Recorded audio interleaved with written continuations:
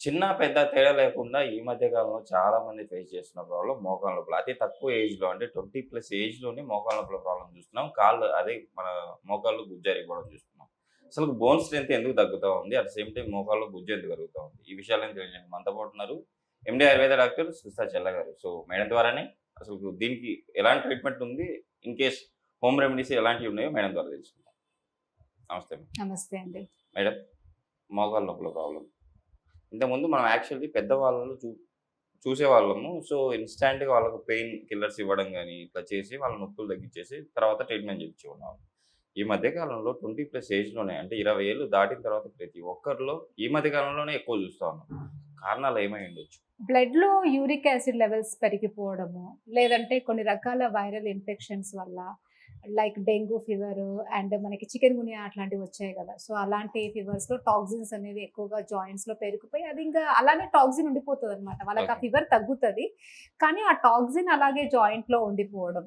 So, దానివల్ల వాళ్ళకి joint pains అనేవి తక్కువ ఏజ్ నుండే స్టార్ట్ అవుతాయి. Okay madam. అండ్ సెకండ్ వచ్చేసి రుమాటిజం. సో, రుమటాయిడ్ ఆర్థరైటిస్ అని కూడా అంటాము. సో, దానివల్ల కూడా మనకి తక్కువ ఏజ్‌లోనే మోకాళ్ళ నొప్పులనేవి చాలా మందికుంటాయి. ఓకే. అండ్ థర్డ్ వచ్చేసి గౌటీ ఆర్థరైటిస్ అంటాం. అంటే దీంట్లో మన బ్లడ్‌లో యూరిక్ యాసిడ్ లెవెల్స్ అనేవి పెరిగిపోతూ ఉండడం వల్ల కూడా మనకి చిన్న ఏజ్‌లోనే మనకి మోకాళ్ళ నొప్పులు ఈ సమస్యలు చూస్తాం. ఓకే. అండ్ కొన్ని రకాల ఆటో ఇమ్యూన్ డిజార్డర్స్ అంటాము. వీటిని కనెక్టివ్ టిష్యూ డిజార్డర్స్ అంటాం. లైక్ ఎస్ఎల్ఈ, యాంకైలోజింగ్ స్పాండిలైటిస్, ఏవియర్ ఇలాంటి అన్ని ప్రాబ్లమ్స్‌లో కూడా కొన్ని కొన్ని జాయింట్స్ అనేవి ఇన్వాల్వ్ అయితాయి. కొన్ని కొన్ని బోన్స్ అనేవి ఇన్వాల్వ్ అవుతాయి. సో, కొంతమందిలో మోకాళ్ళు ఇన్వాల్వ్ అయినప్పుడు మోకాళ్ళ నొప్పులనేవి వాళ్ళకి చిన్న ఏజ్‌లోనే మనం అనేది అబ్జర్వ్ చేస్తూ ఉంటాం. Okay madam. అయితే 20స్‌లోనే వచ్చే మోకాళ్ళ నొప్పులో మనం చాలా వరకు అబ్నార్మాలిటీ అనే అనుకుంటాం. ఇప్పుడు ఒక ఓకే. 60 ఇయర్స్ వచ్చాక మోకాళ్ళ నొప్పి వచ్చింది అంటే మోకాళ్ళ అరుగుదల అయ్యింది, సర్క్యులేషన్ సరిగ్గా లేదు కాబట్టి అని. బట్ చిన్న ఏజ్‌లోనే మోకాళ్ళ నొప్పులు వస్తున్నాయి అనంటే డెఫినిట్‌గా వాళ్ళ బ్లడ్‌లో ఇంప్యూరిటీస్ ఎక్కువగా ఉండడం వల్లనే వాళ్ళకి ఎక్కువ శాతం మోకాళ్ళ నొప్పులు ఉంటాయి. ఓకే. అది చాలా కొద్ది మందికేంటంటే చాలా మైల్డ్‌గా బ్లడ్‌లో ఇన్ఫెక్షన్స్ ఉండడం, మజిల్ స్టిఫ్ అయిపోవడం, సెడెంటరీ లైఫ్ స్టైల్ వల్ల ఉండొచ్చు. లేదా పెద్ద పెద్ద కనెక్టివ్ టిష్యూ డిజార్డర్స్ లాంటివి, ఎస్ఎల్ఈ లాంటివి, యాంకైలోజింగ్ స్పాండిలైటిస్, రుమటాయిడ్ ఆర్థరైటిస్ లాంటి పెద్ద పెద్ద కనెక్టివ్ టిష్యూ డిజార్డర్స్ అవి కూడా మనం ఆటో ఇమ్యూన్ డిసీజెస్ వల్ల కూడా మనకి మోకాళ్ళ నొప్పులనేవి వస్తూ ఉంటాయి. సో, ఎప్పుడూ కూడా ఇట్లా చిన్న ఏజ్‌లో మోకాళ్ళ నొప్పులనేవి మనకి ఎక్కువ వస్తున్నాయి అంటే దాన్ని అశ్రద్ధ అస్సలు చేయకూడదు. Okay madam. ఏదో సింపుల్ రెమెడీస్‌ని ఫాలో అయ్యి వాటిని తగ్గించుకుందాము అన్న ఆలోచనలో అస్సలు ఉండకూడదు. Okay madam. పిల్లలు కొంతమంది 15 ఏళ్ళు కూడా ఉండవు, 14 ఏళ్ళు కూడా ఉండవు. వాళ్ళు కూడా మోకాళ్ళు బాగా నొప్పొస్తున్నాయి అని కొంతమంది చెప్తూ ఉంటారు.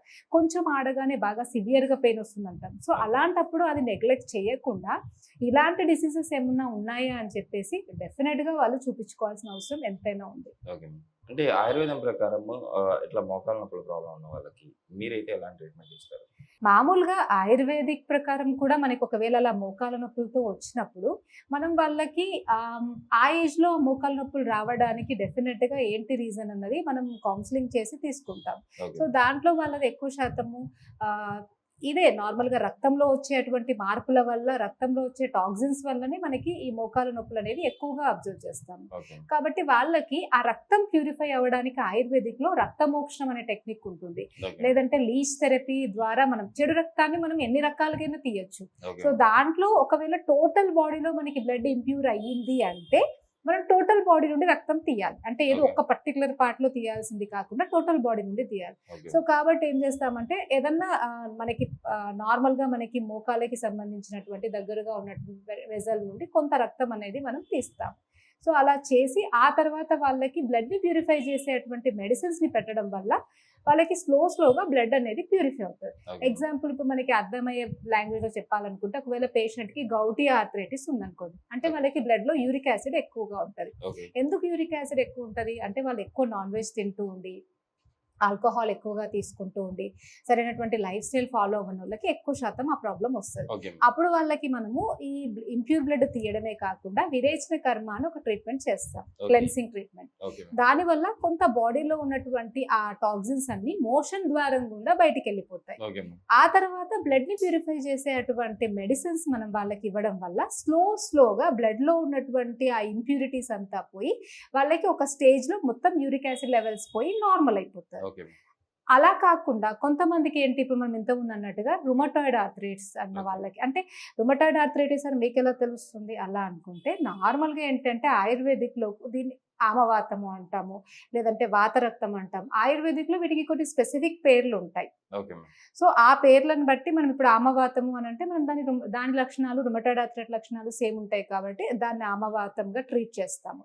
సో, వాళ్ళకేం చేస్తాము, ఈ ఆమవాతం ఉన్న వాళ్ళకి మోకాళ్ళలో లైక్ వృశ్చికదంశ వేదన అంటారు. అంటే తేలు ఒకవేళ కుడితే మనకి ఎట్లా మంటతో కూడిన పెయిన్ ఉంటదో, ఆమవాతం ఉన్న వాళ్ళకి అట్లాంటి మంటతో కూడినటువంటి పెయిన్ ఉంటది. Okay madam. సో, వాళ్ళకి మనం ట్రీట్మెంట్ చేసేటప్పుడు కూడా ఆమవాతంలో ఎరండా ఈస్ ద బెస్ట్ అంటారు. అంటే కాస్టర్ ఆయిల్ అనేది చాలా మంచిది. Okay so, madam. అలా ఆమవాతం ఉన్న వాళ్ళకి ఆముదంతో విరేచనం చేసి, ఆముదంతో చేసిన మెడిసిన్స్‌ని ఎక్కువగా పెట్టి, ఇంటర్నల్‌గా కూడా కొంత డైజెషన్‌ని మంచిగా చేసే మెడిసిన్స్ ఇచ్చినప్పుడు ఆ జాయింట్ పెయిన్ అనేది చాలా వరకి తగ్గిపోతుంది. Okay madam. అండ్ థర్డ్ వచ్చేసి మనం ఇంతకుముందు అనుకున్నట్టుగా కొన్ని రకాల connective tissue disorders like SLE లాంటివి, లేదంటే యాంకైలోజింగ్ స్పాండిలైటిస్ లాంటి కొన్ని జెనెటికల్‌గానే అంటే పుట్టుకతోటే వాళ్ళకి ఈ ప్రాబ్లమ్స్ వచ్చిన వాళ్ళకి మనం టోటల్ పంచకర్మ చేస్తాం.